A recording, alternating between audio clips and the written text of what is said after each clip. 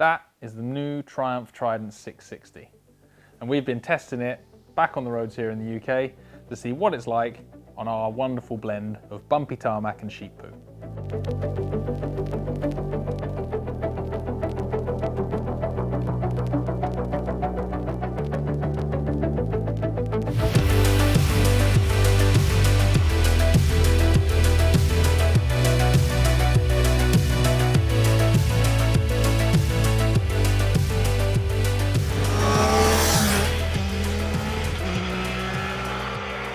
These videos only happen because of the support and help from our sponsors. If you need insurance for your bike, go and check out Bike Devil. Support the companies that support us.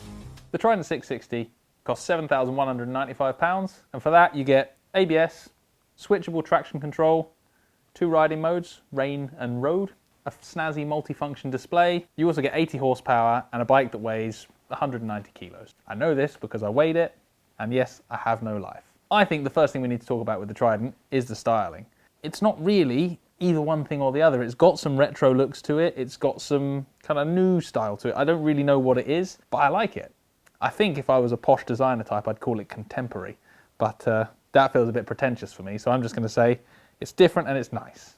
Now, at £7,195, the Trident is an entry-level bike especially into Triumph's sports bike world. For that, Triumph have taken a bit of a risk, I think, because they're known for beautifully finished bikes with exquisite attention to detail. And when you start looking around the Trident, you do end up picking on a few things. The foot pegs are nice, the footrest hangers are nice, the rear brake pedal looks like it came off a Chinese scooter. The styling, I think, is really quality, the really good finish there. The brakes work really well, but the brake master cylinder, I'm pretty sure I saw that on one of my dad's 1970s Kawasaki's.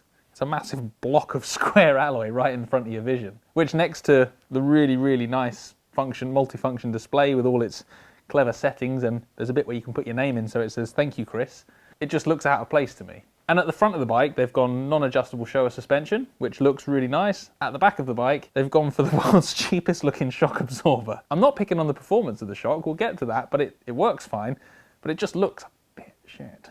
Has Triumph taken a risk by doing that? I don't think so. I think if you look up close, you're always going to find some finicky little bits and pick holes in them. And at this price range, any of the bikes in the class, you can pick holes in. Enough talking about what it looks like. What is it like to ride?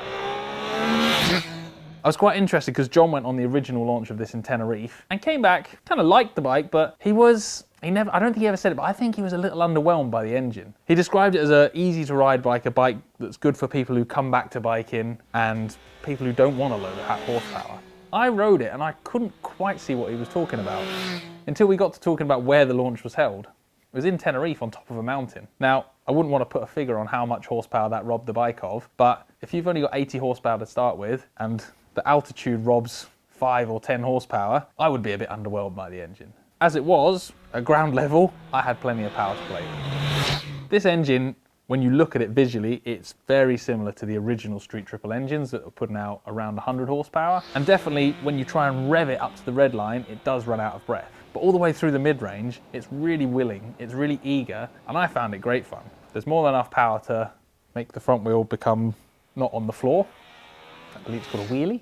So it's got enough power to do silly things. What I actually liked about it is the nature of the engine. It's got that great triple howl, and Triumph call it I've got a press release here, look, it says the pure triple advantage.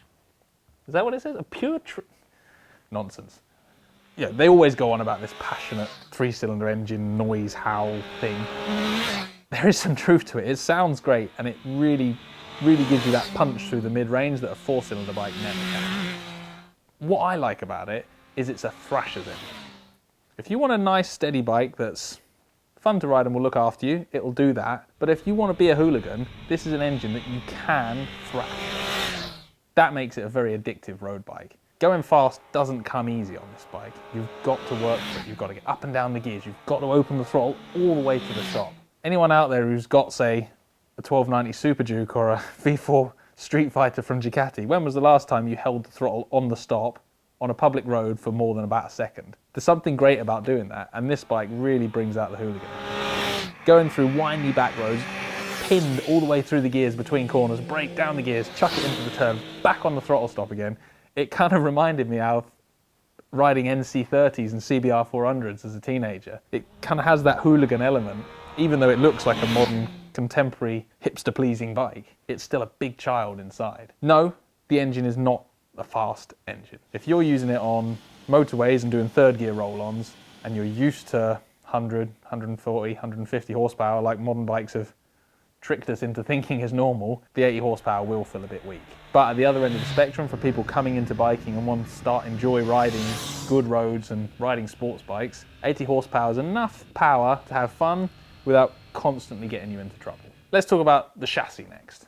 The suspension and chassis on this bike were developed and set up by Triumph. If there's one thing Triumph has forged itself a reputation for, it's really, really good handling motorcycles. This Trident has a wonderful chassis.